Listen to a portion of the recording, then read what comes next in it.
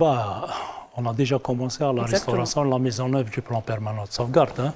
Le plan a été approuvé depuis 2012 et l'opération a été enclenchée. Les financements nécessaires ont été mis en place et transférés à la wilaya depuis 2017. On voit quelques projets qui ont été réceptionnés à la Casbah. Je cite à titre d'exemple la maison Bahired d'Arbesh Tarzi, où il y a des d'activités musicales et d'artisanat qui vont venir. Dans le Baroud aussi. Dans le Baroud et la mosquée du Dey, au niveau de la citadelle, c'est deux lieux qui sont ouverts maintenant aux touristes. Hein. Ils accueillent un nombre important. Hein. Et au courant de l'année 2025, on va réceptionner le palais des Bey et le palais du Dey. Ils vont être restaurés. C'est des lieux incontournables qui sont très attendus des Algérois. Oui. Il y a beaucoup de personnes qui veulent s'y rendre, j'en fais partie d'ailleurs. Et depuis le temps, on attend toujours. Avant la fin du mois de juin, on va réceptionner ces deux palais. C'est très bien. 2025. 2025. Dans le Baroud, c'est la poudrière. Hein. La poudrière, oui. C'est la poudrière. C'est la poudrière. La mosquée El Barrani aussi. La mosquée El Barrani, on a réouvert la mosquée pour la prière, pour les fidèles, depuis le mois de Carême. Et on termine les travaux des deux douirettes adjacentes au palais, on les termine. Et on vient d'entamer d'autres palais, hein. Ahmed Pacha, qui va devenir le musée du Théâtre National. Le palais Khdaouj El Amia, qui est le musée national des arts et traditions populaires, on vient de commencer les travaux de restauration. Le palais Hassan Pacha ou Ahmed Pacha? Ahmed Pacha. Ahmed Pacha, oui. Hassan Pacha, il est en cours pour moi. D'accord, voilà. très bien. Ahmed Pacha à la base Casbah, juste à côté. Dar el Hamra aussi, elle est en cours de restauration. Et la citadelle, les travaux sont achevés. Il y a deux parties. En fait, la citadelle, c'est un complexe palatial. Oui, parce que j'ai eu la chance quand même d'y pénétrer pendant le chantier. Un hectare et demi. Donc, ce qu'il y avait comme étude achevée, on a terminé les travaux au niveau de la poudrière et de la mosquée du Dey.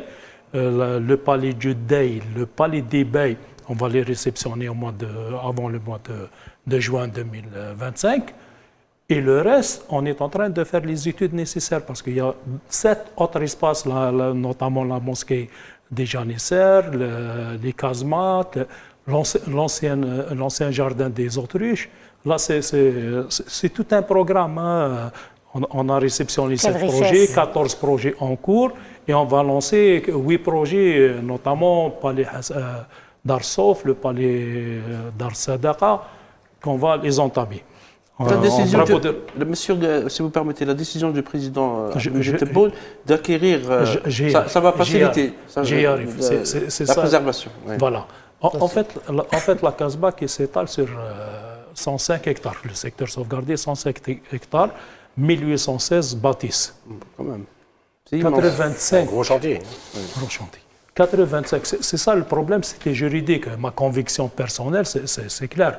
Si on ne règle pas le problème l'aspect juridique de propriété, on ne va rien faire. Oui. Les textes sont là. Parce que les gens refusent de quitter leur maison. Ils veulent rester dans la Casbah. C'est plus profond que ça. C'est plus profond que ça. 85%, c'est propriété privée. Sur les 85%, 35% de propriétaires inconnus. C'est le cadastre. On est resté 12 ans pour faire le balayage. Recenser le cadastre. On travaille jusqu'à 2010. On se retrouve avec 35% des 85% propriétés privées, propriétaires inconnus. Le problème, il est là. En plus de ça, moins de 10% des propriétaires qui habitent. Le reste, c'est des bâtisses squattées, c'est des locataires, entre guillemets. Des indus occupants. Oui, c'est ça le problème.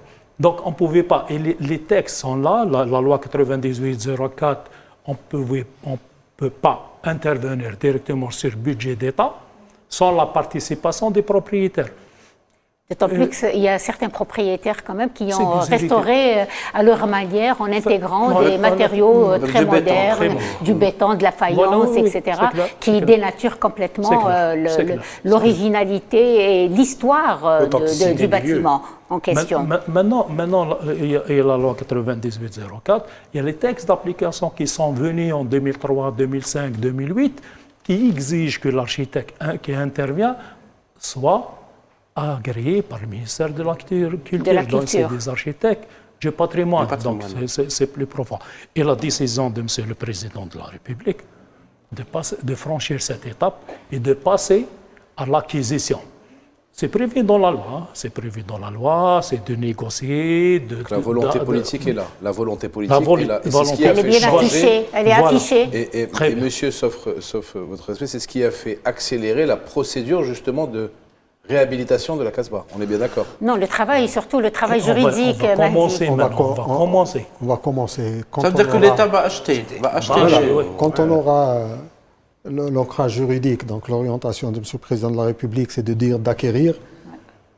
Maintenant, il y a deux, donc soit à l'amiable, ou passer par l'expropriation pour l'utilité publique. Parce que même pour M. Goulal, il a cité les 10%, des 35%, où les... Des indiens occupants? Pas les indiens occupants, où les propriétaires sont inconnus. Ça ne pose pas de problème. Une fois on a l'outil juridique, parce qu'on peut consigner les fonds, et le jour où les propriétaires se font connaître, ils peuvent récupérer leur dû. En fait, une fois le juridique est là et posé, on peut prendre possession et réhabiliter, restaurer les biens. Oui, pour la préservation du patrimoine historique. C'est clair. Exactement. C'est clair. Aussi, je voulais citer un exemple des héritiers. Hein. On est en négociation avec des propriétaires d'une maison au niveau de la Casbah. C'est la maison Talib Abdelrahman. Shahid Talib Abdelrahman.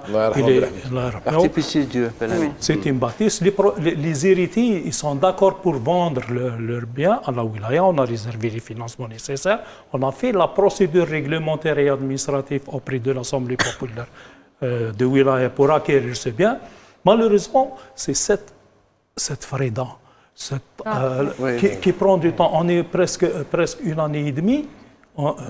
Alhamdoulilah, la semaine prochaine, ils vont nous ramener leur freda et tout ça pour accélérer le processus. Accélérer le processus. En parallèle, on a lancé les études pour entamer les travaux. Parmi les 8 projets qu'on va les lancer, c'est le musée Talib Abdelrahman.